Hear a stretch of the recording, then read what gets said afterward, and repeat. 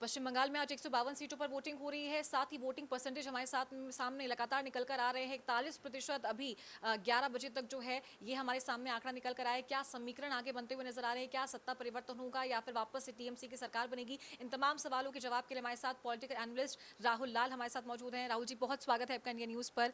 तो सबसे पहले ये बड़ा सवाल कि वोटिंग परसेंटेज जो है वो काफी अच्छा निकल कर आया है। क्या आपको लग रहा है कि इस दिशा में आगे ये चुनाव जा सकता है?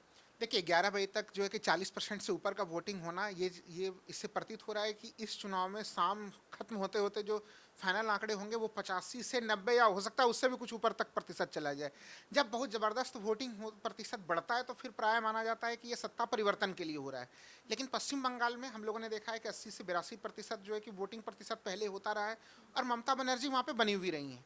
तो इस बार एक तो देखिए इसमें जो सबसे महत्वपूर्ण चीज़ ये है कि एसआईआर के कारण लोगों के बीच में एक भय की स्थिति भी थी कि अगर हम वोट नहीं डालेंगे तो हो सकता है कि हमारी नागरिकता समाप्त हो जाए। और दूसरी चीज़ कि ये चुनाव काफ़ी आक्रामक ढंग से लड़ा जा रहा है। यानी भारतीय जनता पार्टी भी अपने जो समर्थक है उनको वोट डालने के लिए जो है कि बूथ तक लेके आ रही है और जो टीएमसी के लोग हैं वो भी अपने समर्थकों को वहाँ तक पहुँचा रहे हैं। तो इसलिए वोटिंग प्रतिशत काफ़ी ज़्यादा दिख रही है इसमें। सर, अभी देखा मुर्शिदाबाद के अंदर ये देसी बम फेंका गया था, कुछ लोग घायल हुए हैं। हुमायूं कबीर का क्या इम्पैक्ट आप चुनाव के ऊपर देख रहे हैं? देखिए जो मुर्शिदाबाद का घटनाक्रम है देखिए वो सवालों के दायरे में इसलिए भी आता है क्योंकि 2,40,000 से ज़्यादा जो है अर्धसैनिक बलों की वहाँ पे तैनाती है और उसके बावजूद भी मुर्शिदाबाद में झड़प यानी जिस हिंसा से बचने का प्रयास हो रहा था वो स्थितियाँ दिख रही हैं। हुमायूं कबीर एक समय में बहुत ज़्यादा जो है कि मजबूत नेता रहे थे तृणमूल कांग्रेस के और मुस्लिमों के बीच में उनकी लोकप्रियता बड़ी ज़बरदस्त होती थी। और जब वो तृणमूल कांग्रेस से अलग हुए और AIMIM के साथ उनका समझौता हो रहा था तो वो एक अलग बड़े मजबूत फोर्स के रूप में पश्चिम बंगाल में दिखाई दे रहे थे। लेकिन अचानक से तृणमूल कांग्रेस की तरफ से वीडियो जारी होता है और AIMIM को उनसे अलग होना पड़ता है तो अब हमें नहीं लग रहा है कि वो बहुत ज़्यादा इस चुनाव में मुस्लिम वोटों को अपने तरफ खींच पाएंगे। तो यही कारण है कि वो वहाँ का जो पूरा चुनाव है वो भारतीय जनता पार्टी और तृणमूल कांग्रेस उनके बीच में जो है कि आपस में सीधे टक्कर वाले चुनाव बन चुके हैं ये। लेकिन एक चीज़ जो देखिए सबसे बड़ा दिलचस्प सवाल ये है कि पश्चिम बंगाल में पलड़ा भारी किसका होगा, यही दर्शकों को जानने की इच्छा होगी। देखिए पश्चिम बंगाल में अगर हम लोग देखें तो वहाँ पे भारतीय जनता पार्टी का वोट शेयर जो सबसे बेस्ट वोट शेयर हम लोगों को दिखता है, चाहे वो 2019 के लोकसभा चुनाव में दिखता है जहाँ पे वो 40% पे होते हैं और 43% पे टीएमसी होती है, केवल 3% का अंतराल होता है। लेकिन जैसे ही 2021 का विधानसभा चुनाव होता है वो 38% पे भारतीय जनता पार्टी पहुँच जाती है और 48% पे जो है कि वो ममता बनर्जी पहुँच जाती हैं। वो अंतर जो है कि 10% का अंतराल बनता है। हालांकि 2024 के लोकसभा चुनाव में फिर वो अंतराल घट के जो है 6% का हो जाता है। तो इससे ये चीज़ दिख रहा है कि वहाँ पे बड़े उछल तनाव की स्थिति है। लेकिन जो दूसरे तमाम दल हैं वो हाशिए पे आ गए हैं।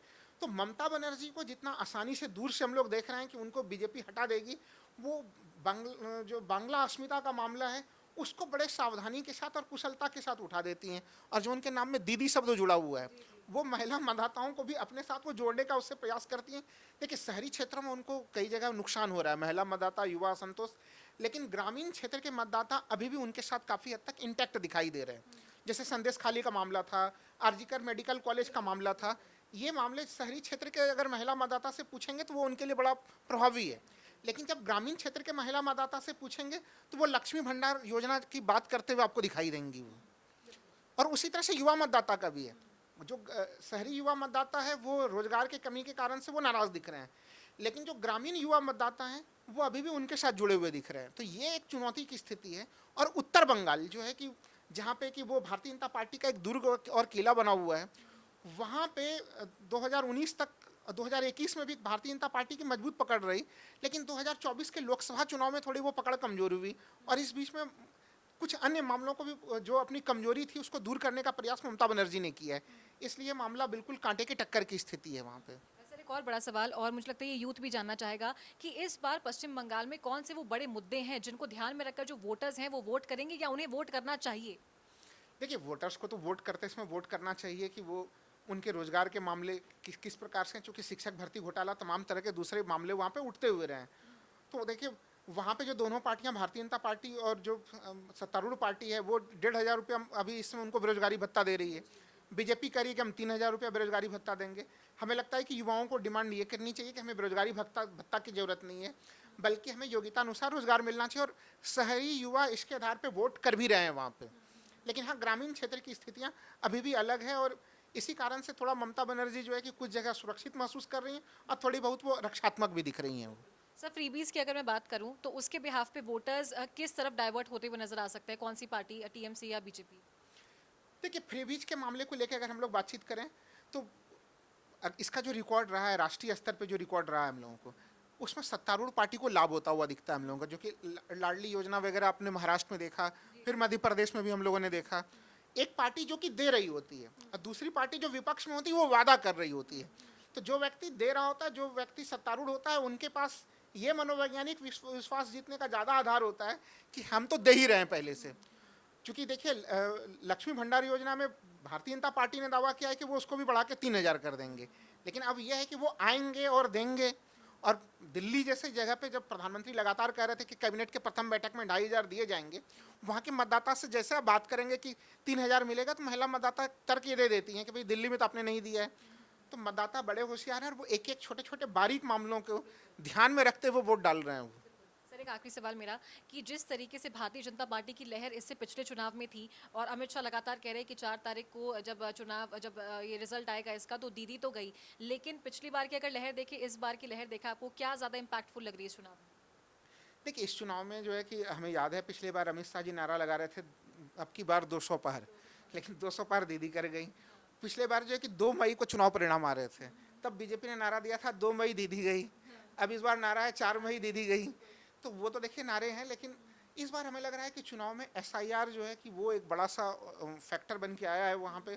एसआईआर ने जो है कि चूंकि 91 लाख लगभग मतदाता हटे हैं, जिसमें 27 लाख मतदाता जो एक्टिव किस्म के हटे हैं, वो किस खेमे के हटे हैं, कितना हटे हैं, उसने कई जगह पे तृणमूल कांग्रेस को नुकसान पहुंचाया। ये तो हम लोग चर्चा तृणमूल वाले आरोप भी लगा रहे हैं, लेकिन कई जगह भारतीय जनता पार्टी को भी नुकसान पहुंचा है उससे। मतवा समुदाय के बारे में आपने सुना होगा कि मतवा समुदाय जो है कि वो बांग्लादेश से आए हुए शरणार्थी हैं, और उनको भारतीय जनता पार्टी को वो खुल के वोट देते हुए रहे। लेकिन इस बार चूंकि सीए अभी तक लागू नहीं हो पाया है, उनको नागरिकता मिल नहीं पाई है, और उनके वोटर के अधिकार भी कई लोगों के छीन गए, तो वो उनमें नाराजगी भी है। और कई सारे जगह पे 8 से 10,000 मार्जिन से जो है कि 2,000 से 8-10,000 मार्जिन पे बीजेपी ने कई सीटें जीती थी। तो वहाँ पे सोचे कि अगर उस मार्जिन से बहुत ज़्यादा वोट कट गए मतुआ समुदाय के, तो उस जगह की भी स्थितियों पे हम लोगों को नज़र रखना पड़ेगा। वहाँ पे टीएमसी को बढ़त भी दिख रही है। तो ये जो चर्चा हम लोग सुनते हैं ना कि एसआईआर में हमेशा वोट जो है कि इन्हीं पक्ष के कटे हैं, वो कटे हैं, अल्पसंख्यकों के वोट कटे हैं, लेकिन मतुआ समुदाय वाला मामला बीजेपी को भी नुकसान पहुंचा रहा है। एक और आखिरी सवाल है मेरा कि आज पहले फेज का मतदान पश्चिम बंगाल में हो रहा है। आज जो वोटिंग परसेंटेज निकल कर आता है शाम तक, देर शाम तक, क्या वो ये डिसाइड कर पाएगा कि क्या वाकई में वहाँ पे सत्ता परिवर्तन हो रहा है या नहीं हो रहा है? क्या ये पहले फेज से पता लग पाएगा? ना, बिल्कुल पता लगेगा। देखिए, 152 सीटों पे आज चुनाव हो रहे हैं। अगर पिछले 2021 के चुनाव परिणाम को हम लोग देखें, तो इसमें से जो 93 सीटें जो है वो टीएमसी जीती थी, और 59 सीटें इसमें जो है कि वो बीजेपी जीती थी। तो ये काफ़ी निर्णायक है। इसमें उत्तरी बंगाल से लेकर दक्षिणी बंगाल तक तमाम क्षेत्रों में जो है कि ये चुनाव हो रहे हैं इसमें। तो इसलिए देर शाम तक जब पूरे के पूरे मतदान हो जाएंगे, काफ़ी कुछ हम लोगों को आइडिया लगेगा इसमें कि इस प्रथम चरण में कौन आगे बढ़ा है। लेकिन इस समय तक जब दोपहर तक के स्थितियों को हम लोग देखें, तो बढ़ता हुआ मतदान प्रतिशत हमें लग रहा है कि इसने भारतीय जनता पार्टी और तृणमूल कांग्रेस दोनों की नींदें उड़ा के रखी हुई हैं अभी। चलिए बहुत बहुत शुक्रिया आपका हमारे साथ जुड़ने के लिए। तो अब देखने वाली बात ये होगी कि 29 अप्रैल को जब दूसरे चरण का मतदान हो जाएगा तब वोटिंग परसेंटेज क्या कुछ रहता है। हालांकि आज भी स्थिति जो है वो साफ होती हुई नजर आएगी, और नजर बनी हुई है 4 मई को जब रिजल्ट आएगा कि क्या वाकई में बंगाल में सत्ता परिवर्तन होगा या फिर जो ट्रेंड चलता है वो एक बार फिर से टीएमसी के पक्ष में जाता हुआ नजर आएगा। पल पल की अपडेट के लिए आप देखते रहिए इंडिया न्यूज।